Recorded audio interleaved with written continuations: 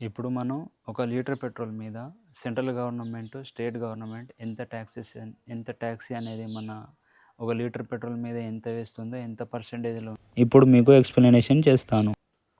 Okay. Central government tax అని excise duty ఏస్తది. State government tax ఏమో వ్యాట్ రూపంలో వాల్యూమ్ యాడెడ్ ట్యాక్స్ మనకు ఏస్తుందన్నట్టు. తర్వాత సెంట్రల్ గవర్నమెంట్ అనేది ఒక లీటర్ పెట్రోల్ మీద 11.90 పైసా ట్యాక్సెస్ ఏస్తది.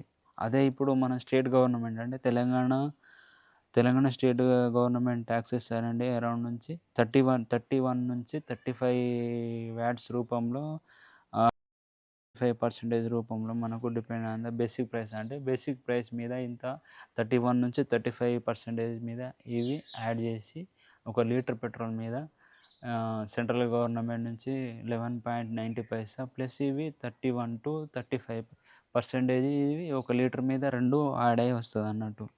ఇప్పుడు మనం ఎగ్జాంపుల్‌గా ఇప్పుడు చూసుకున్నామంటే, ఇప్పుడు మళ్ళీ డీజిల్ ట్యాక్సెస్ ఏ విధంగా ఉంటదంటే సెంట్రల్ గవర్నమెంట్ ట్యాక్సెస్ ఓ లీటర్‌కి రూ. 8 యాడ్ చేస్తదన్నట్టు.